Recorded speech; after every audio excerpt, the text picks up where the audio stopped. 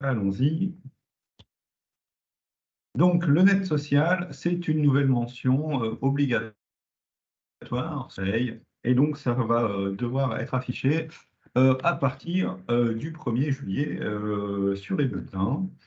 Je vous ai mis un lien vers une fac sur ce sujet-là, si jamais vous avez des questions sur des points particuliers ou des points précis. Vous avez tout un tas de questions-réponses qui sont disponibles via ce lien.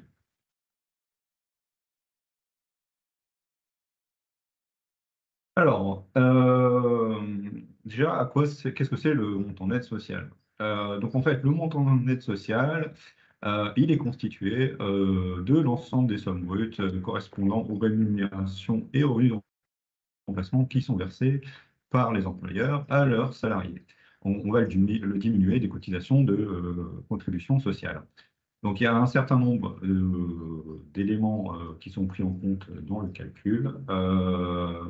Et on va voir que en réalité, le calcul est assez simple parce que, alors là, je vous ai mis les textes que j'ai trouvés sur le sujet, mais je vais vous le résumer de façon un peu plus succincte.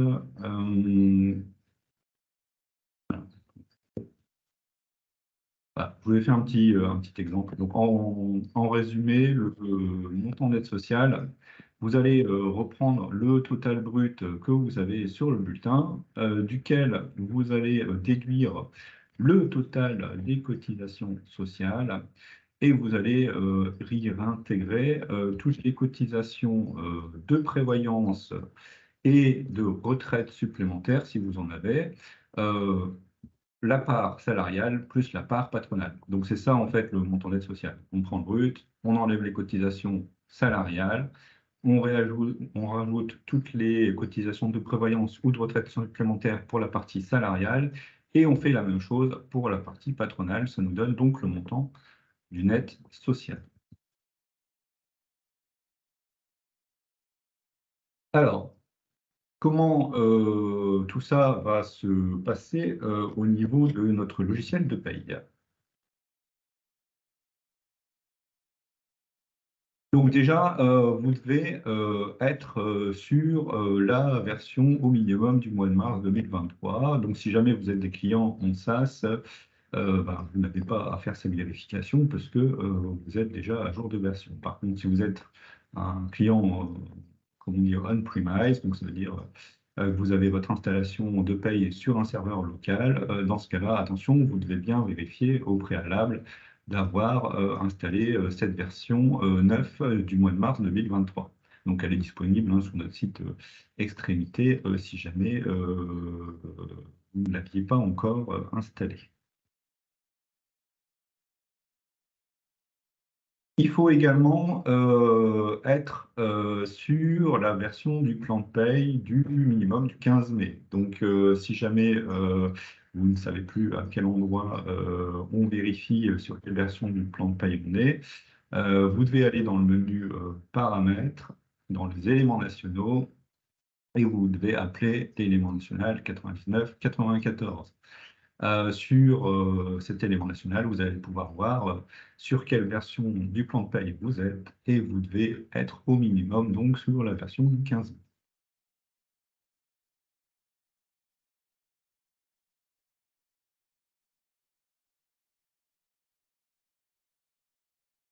Alors, l'éditeur nous propose un paramétrage sur ce sujet.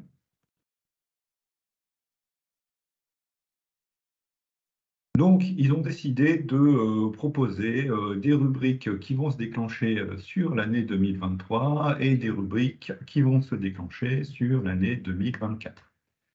Donc, bah, les rubriques, ce sont les rubriques 99x0 et les rubriques 99x2 qui vont donc calculer le montant net social. Ça veut donc dire que ces deux rubriques doivent être dans vos bulletins à partir du 1er juillet 2023. Si vous avez installé le plan de paye donc, du mois de mai, il est fort probable qu'elles y soient déjà, parce qu'elles ont été ajoutées au profil de rémunération de niveau Cégide. Alors attention, si vous avez des profils de rémunération qui ne sont pas des CGID, qui sont du dossier ou du standard, vous devez bien ajouter à vos profils les deux rubriques dont je suis en train de vous parler. Donc pour ça, on va faire un petit exemple en live. Ici, alors, hop.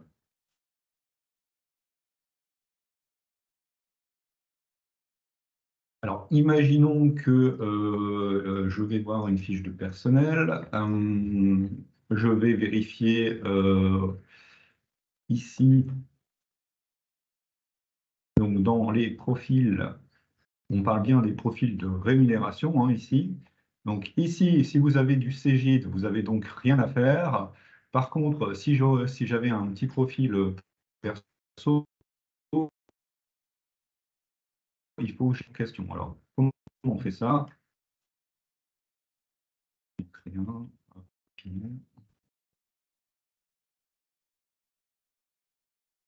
On va partir d'un exemple.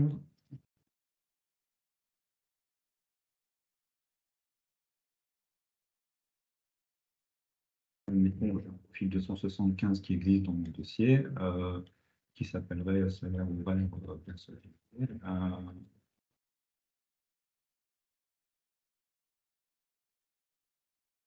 Voilà. Donc j'appelle le profil que j'ai identifié sur mon dossier et je vais m'assurer que à l'intérieur,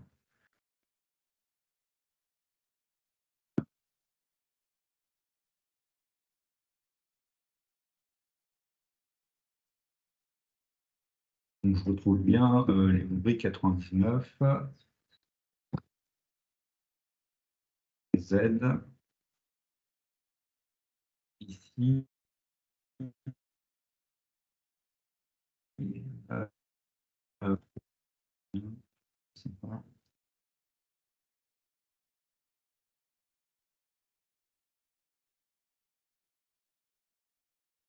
Chez certains d'entre vous, il m'est arrivé de créer un profil tous les salariés. Donc souvent, j'utilise un profil 801. Si vous avez ce genre de profil en autre rémunération, par exemple, vous pouvez également y insérer ces deux rubriques. Au moins, vous êtes sûr que ces deux rubriques seront donc dans tous les bulletins. Voilà.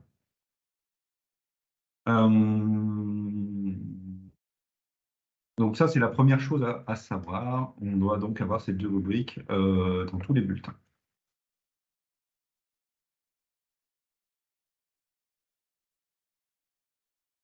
Voilà, donc là, si vous avez donc des profils standards ou dossiers, faites attention, je vais les ajouter, c'est ce que je voulais dire.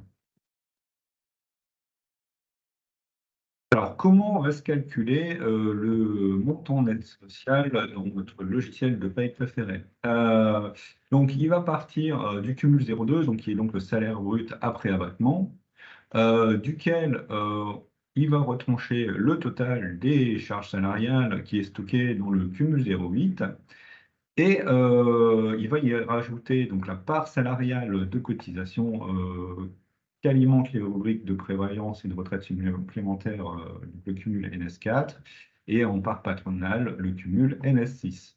Ça veut donc dire que, attention, si jamais vous avez sur votre dossier des rubriques de prévoyance ou de retraite supplémentaire qui sont de niveau standard ou dossier, ces rubriques-là doivent alimenter ces deux nouveaux cumuls. Vous devez donc rajouter sur chacune de vos cotisations de prévoyance retraite supplémentaire de niveau standard dossier les cumuls NS4 et NS6. Donc, pour vérifier ce point-là, vous allez devoir donc sortir, moi je vous conseille de sortir un état de charge hein, dans lequel vous allez regarder si vous avez des rubriques perso. Donc comment on reconnaît une rubrique perso? C'est simple, toutes les rubriques qui se terminent par un numéro impair ne sont pas des rubriques CGID. Donc si vous avez des rubriques de prévoyance ou des rubriques de retraite supplémentaire qui se terminent par un numéro impair, ça veut dire que vous devez modifier leur paramétrage en rajoutant les deux cumuls dont je suis en train de vous parler. Donc, exemple, J'ai sorti un état de charge. Je me suis rendu compte que sur mon état de charge, j'avais une rubrique de cotisation de prévoyance que j'utilise, qui est la 8501.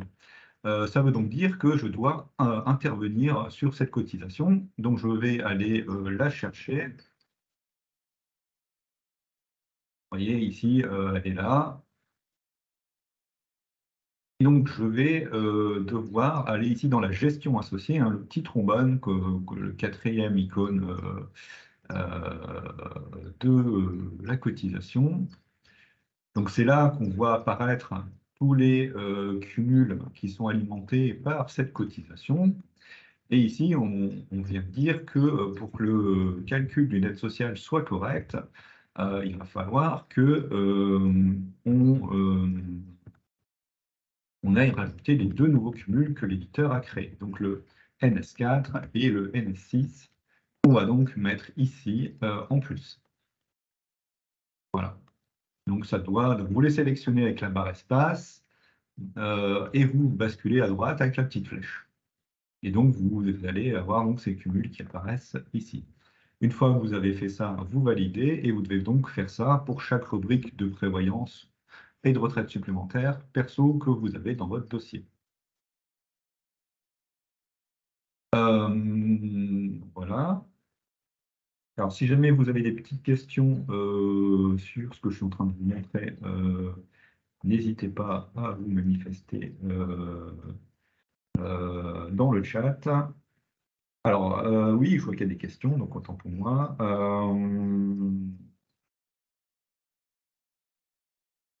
Alors, est-ce que ça concerne tout le monde? Oui, ça concerne tout le monde. Est-ce que c'est dans les profils de bulletin modèle? Non, effectivement, c'est peut-être une erreur de ma part. Alors, dans les profils de rémunération, dans les profils de...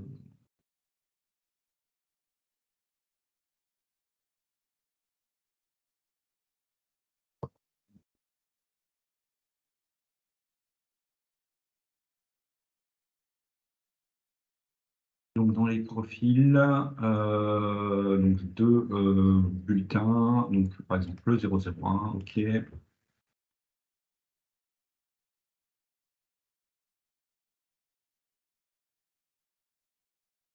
On va vérifier tout de suite.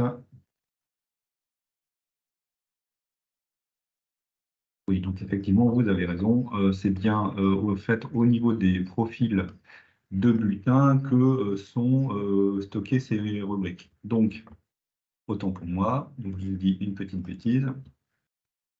Donc, ce que vous devez donc vérifier au niveau des fiches de personnel, c'est bien au niveau des profils de bulletins que vous devez avoir du Cégide, en fait. Si ici, vous n'avez pas du Cégide, c'est là que vous allez devoir rajouter les deux rubriques dont on a parlé tout à l'heure, donc là, les rubriques 99.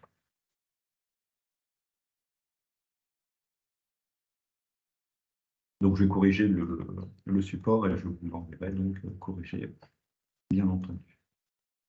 Donc, a priori, il n'y a pas d'autres questions pour l'instant. Alors, ensuite, on continue. Alors, comment il va s'afficher le montant d'aide sociale?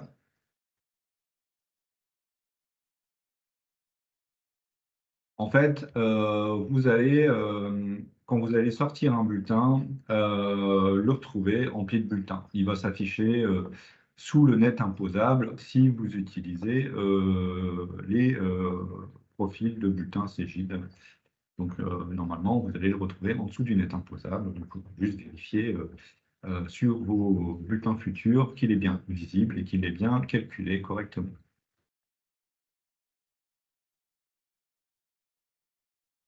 Ce montant d'aide sociale va également être porté en DSN. Donc, ça veut dire que c'est une information que vous allez désormais transmettre et donc qui sera exploitée à partir du 1er juillet. Donc, je vous invite à le contrôler sur vos DSN de juin. Vous pouvez activer dès le mois de juin ce montant dans les bulletins et vous assurer qu'il remonte bien dans le bloc rémunération sur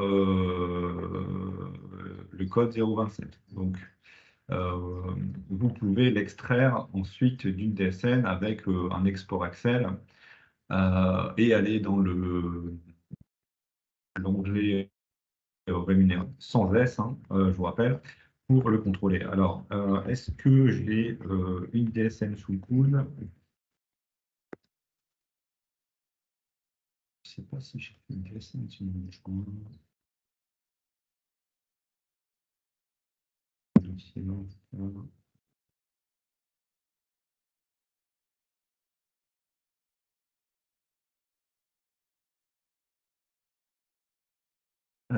Si j'en avais une. Donc en fait, si vous voulez contrôler votre montant net social sur la DSN de juin, vous allez donc venir exporter votre DSN en Excel.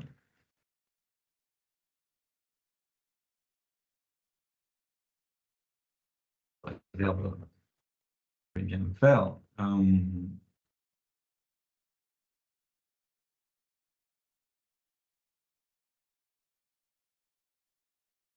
Ah,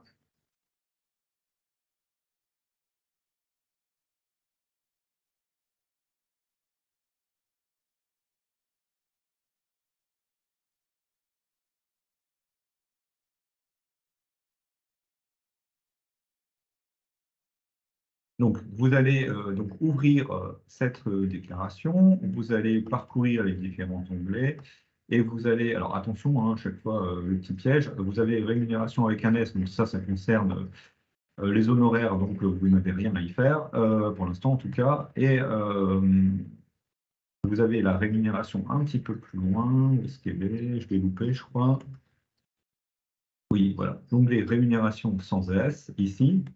Et donc, si on veut contrôler le montant d'aide sociale dans cette DSN, on va donc sélectionner dans cette colonne 51011 le type 027, parce qu'on a vu tout à l'heure que c'était bien ce code qui permettait d'identifier le montant d'aide sociale.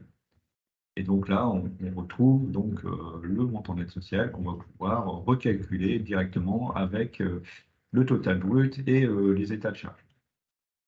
Rappel, on prend le total brut, on enlève les charges sociales et on rajoute la part patronale de prévoyance et de retraite supplémentaire et la part salariale de prévoyance et de retraite supplémentaire. Je crois qu'il y a des questions. Je vais essayer de voir un petit peu ce qui se passe.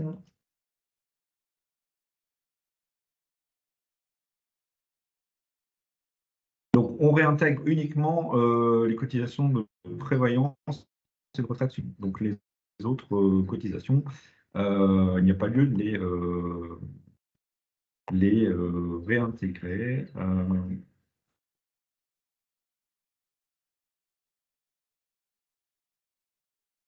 Voilà.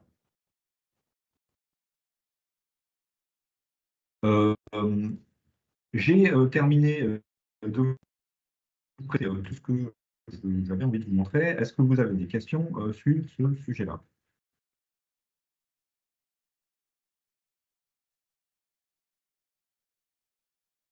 Les cotisations de mutuelle intégrée, seulement la prévoyance et la retraite supplémentaire. Effectivement, vous pouvez consulter votre organisme de prévoyance, en effet.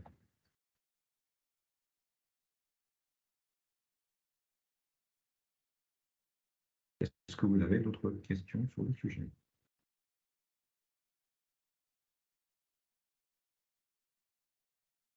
Donc, en fait, en réalité, ce qu'il faut retenir, c'est que si vous avez des profils de bulletins personnalisés, attention, vous allez devoir y insérer les deux nouvelles rubriques de Cégide, ou alors vous pouvez les insérer dans un profil, si vous avez un profil qui est affecté à tous les salariés, vous pouvez utiliser ce profil-là pour injecter les deux rubriques en question sur tous les bulletins, parce qu'elles doivent être sur tout le monde. Donc ça, c'est le premier piège. Et ensuite, le deuxième piège, c'est attention, si vous avez des rubriques de prévoyance ou de retraite supplémentaire perso, de bien alimenter les deux nouveaux cumuls dans ces différentes rubriques. afin que le montant d'aide sociale se calcule correctement. Voilà, donc en résumé, très brièvement, c'est ce qu'il faut retenir. Est-ce qu'il y a des questions sur ce sujet-là? Et donc, c'est un dispositif à mettre en place à partir du 1er juillet.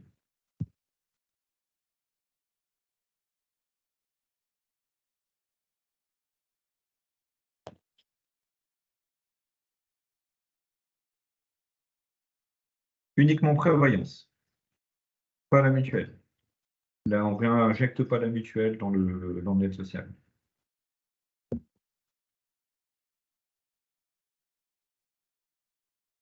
Donc, prévoyance et retraite supplémentaire, pour être précis. Voilà. Après, vous avez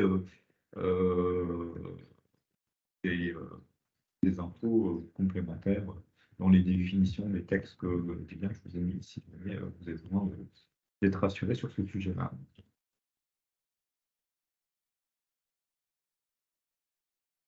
Est-ce que vous avez des questions? Est-ce que voilà, en tout cas, je vous remercie pour votre attention. J'espère que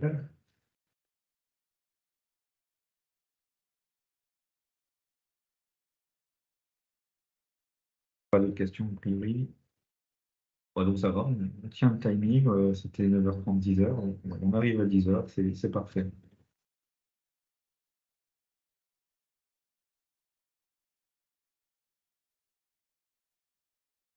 Je vous en prie, bah, merci pour votre attention. Je vous souhaite à tous une belle journée. Si jamais vous avez des questions complémentaires sur le sujet, je suis un peu dispo ce matin. Donc, si vous voulez me passer un petit coup de fil pour me dire bonjour, ça me fera plaisir. Et puis, et puis sinon, je vous dis à très bientôt. Bonne journée à tous.